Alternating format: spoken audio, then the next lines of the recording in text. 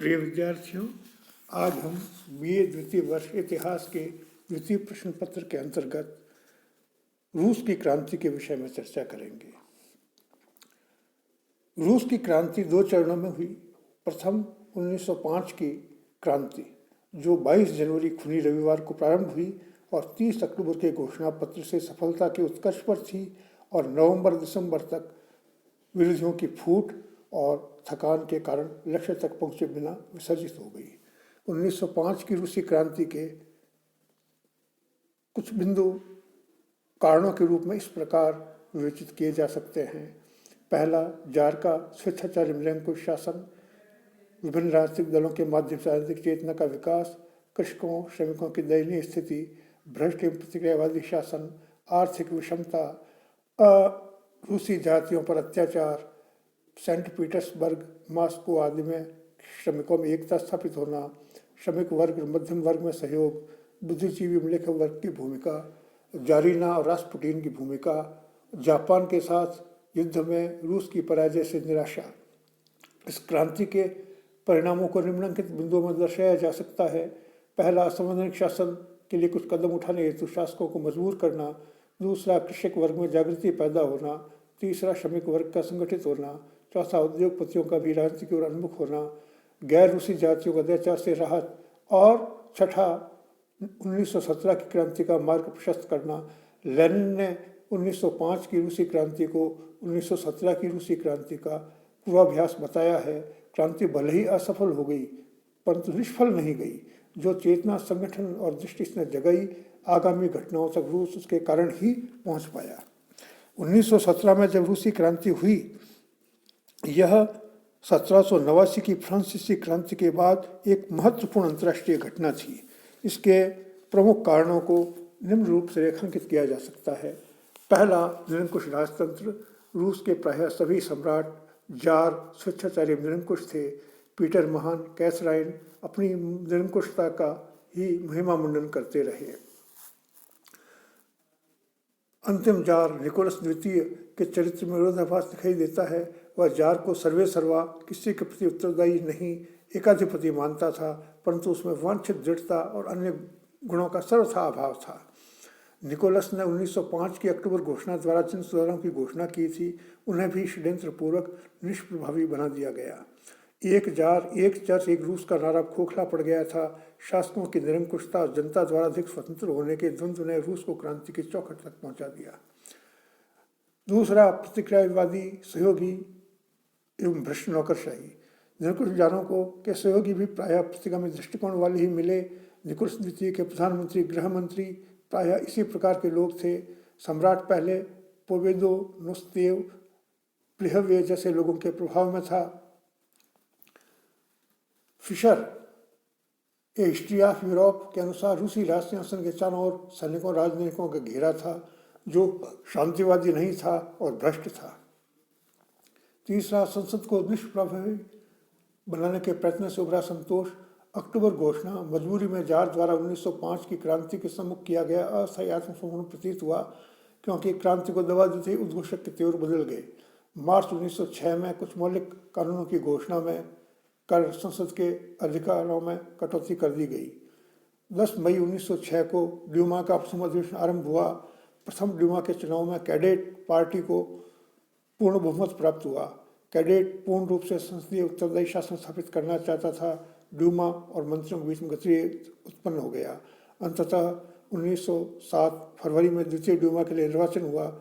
शासन के लाख प्रयत्न करने पर भी उसके समर्थक बहुमत प्राप्त नहीं कर सके। कैडेट दल को 92, क्रांतिकारी समाजवादियों को 34 और सोशल डेमोक्रेटिक को 65 स्थान मिले। 3 जून को ड्यूमा भंग करने के आदेश प्रसारित कर दिए गए। चतुर्थ ड्यूमा में भी शासन समर्थकों का वर्चस्व रहा और ड्यूमा जनता के विचारों की अभिव्यक्ति की मंच के बजाय शासन की अभ्यर्थना का वाद्य बन गया। यदि ड्यूमा का सही ढंग से गठन और संचालन होता तो जारशाही के प्रति आक्रोश इतना घनीभूत नहीं होता। चौथा, कृषकों की दयनीय दशा। रूस एक पिछड़ा हुआ कृषि प्रधान देश था। अलेक्जेंडर द्वितीय द्वारा 1861 में कृषि दासों की मुक्ति की घोषणा के बावजूद कृषकों की स्थिति में परिवर्तन नहीं हो सका। रूस में 19वीं सदी के अंत में 30,000 बड़े जमींदारों के पास 7 करोड़ डेसाइटिन भूमि की थी, जबकि 1 करोड़ से अधिक कृषकों के पास केवल 7.50 करोड़ डेसाइटिन भूमि ही थी। एक डेसाइटिन 2.7 एकड़ के समतुल्य था। रूस की कृषक जनसंख्या का 1/3 भाग अंत तक भूमिहीन बना रहा। कृषि दासों की मुक्ति का नियम रूस के सभी प्रांतों में लागू नहीं किया गया। काकेशस प्रांत के कृषकों को 1912 तक अर्धदास की स्थिति में रहना पड़ा। 1905 में मॉस्को में आयोजित कृषक प्रतिनिधियों सम्मेलन में कृषक संघ की स्थापना की गई। समड्यूमा में कैडेट दलों की भूस्वामियों का विसंपत्तिकरण कर उनकी भूमि का पुनर्वितरण करने की मांग ठुकरा दी गई। ऐसी स्थिति में कृषकों का विद्रोह अवश्यंभावी हो गया। 5वां असंतुष्ट श्रमिक वर्ग में जागृति। रूस औद्योगिक दृष्टि से पिछड़ा हुआ राज्य था, परंतु अलेक्जेंडर तृतीय 1881-1894 ईस्वी के शासनकाल में औद्योगिक में गति में कुछ तीव्रता आई। इससे संगठित श्रमिकों की संख्या में बढ़ोतरी हुई, शासन की समस्या में इजाफा भी हुआ। रूस में क्रांति से पूर्व के 30-40 वर्षों में लाखों भूमिहीन किसान आजीविका की तलाश में शहरों में आकर मजदूर बन गए। उनका जीवन स्तर दयनीय था। शासन ने 1885-97 के मध्य कुछ श्रमिक कानून पारित किए, पर उनका विशेष असर नहीं पड़ा। 2 कारणों से रूसी श्रमिक और अधिक संगठित जागरूक हो सके। एक तो रूस का औद्योगिकरण अति केंद्रित था, दूसरा क्रांतिकारी समाजवादियों द्वारा श्रमिकों के मध्य समाजवादी सिद्धांतों का प्रचार करके उन्हें पूंजीवाद के विरुद्ध संगठित करना भी लाभकारी रहा। छठा, गैर रूसी जातियों का विद्रोह। रूस का विशालकाय साम्राज्य अनेक गैर रूसी जातियों तक फैला हुआ था। रूसी मुख्यतः स्लाव प्रजाति के लोग थे। जारों ने पोलैंड, बाल्टिक प्रदेश, जॉर्जिया आदि में रूसीकरण का नीति का अवलंबन किया। यहूदियों और आर्मीनियनों का कठोरतापूर्वक दमन किया गया। एशिया की किर्गिज और उज़्बेक जातियां भी विद्रोह पर उतर आईं। 1905 में जॉर्जिया, पोलैंड और बाल्टिक प्रदेशों में विद्रोह हुए। अंतिम 2 जारों के समय तो गैर रूसी जातियों के अत्याचार काफ़ी बढ़ गए, इससे उनका विद्रोही बनना स्वाभाविक था। 7वां, मध्यम वर्ग, प्रबुद्ध वर्ग की भूमिका। रूस की क्रांति में मध्यम वर्ग की भूमिका को प्रायः अनदेखा ही किया गया, जबकि हमें ज्ञात है कि क्रांतिकारी समाजवादी दल का नेतृत्व ही मध्यवर्गीय बुद्धिजीवियों के हाथ में था।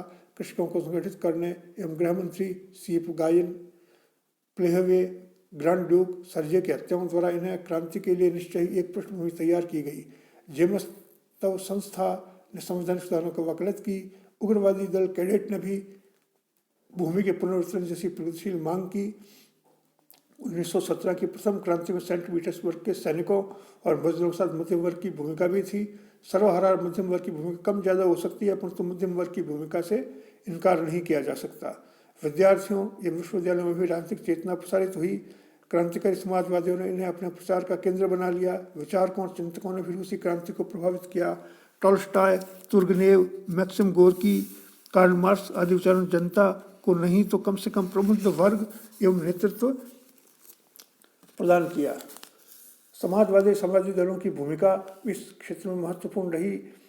रूस में 1860 ईस्वी पश्चात समाजवादी विचारधारा से प्रभावित होकर मध्यवर्गीय बुद्धिजीवियों ने आंदोलन शुरू किया। हर्जेन, चर्नीशेवस्की इस आंदोलन के प्रणेता थे। इन आंदोलनकारियों को निरोधक या पॉपुलिस्ट कहा जाता था। यह आंदोलन मार्क्स के समाजवाद से भिन्न था। कालांतर में यह समाजवादी 2 भागों में बंट गए। पहला क्रांतिकारी समाजवादी दल जो मध्यवर्गीय बुद्धिजीवियों के हाथ में था। दूसरा सोशलिस्ट डेमोक्रेटिक दल 1898 में स्थापित हुआ। ये सर्वहारा को क्रांति के मुख्य संचालन शक्ति मानते थे, कृषकों को नहीं। ये सर्वहारा क्रांति के पक्षधर थे। 1913 में इनमें भी मतभेद हो गए। ये बोल्शेविक और मेंशेविक गुटों में बंट गए। नमा, सामाजिक व आर्थिक विषमता। रूसी समाज 2 विषम वर्गों में विभाजित किया जा सकता है, अधिकार युक्त वर्ग और अधिकार विहीन वर्ग।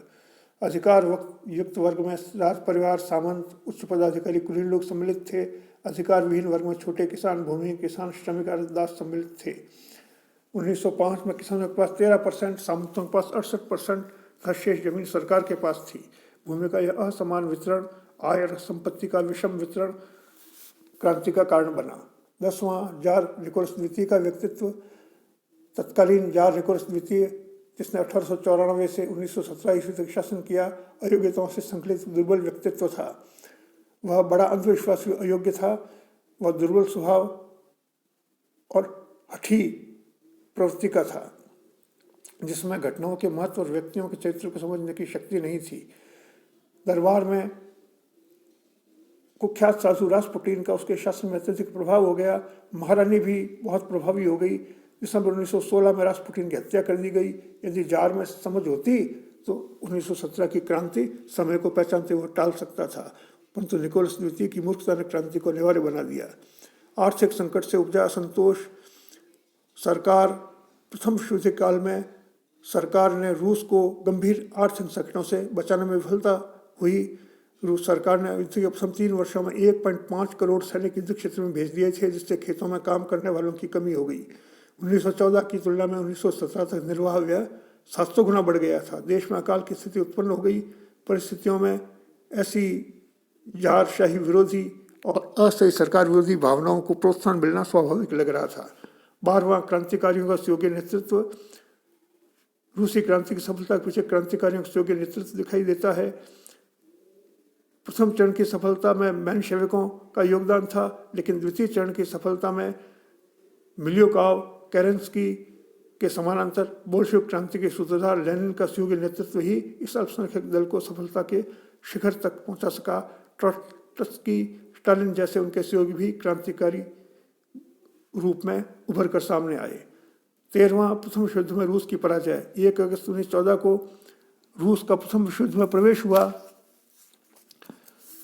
बोल्शेविक दल के 5 सदस्यों को छोड़कर संसद के सभी सदस्यों ने शासन द्वारा इसमें भाग लेने के निर्णय का समर्थन किया, लेकिन जर्मन सेना के हाथ रूसियों को मात खानी पड़ी। 1917 में रूस के पास मात्र 1.50 करोड़ सैनिक थे। रूसी सैनिकों के पास पर्याप्त हथियार और वस्त्र भी नहीं थे।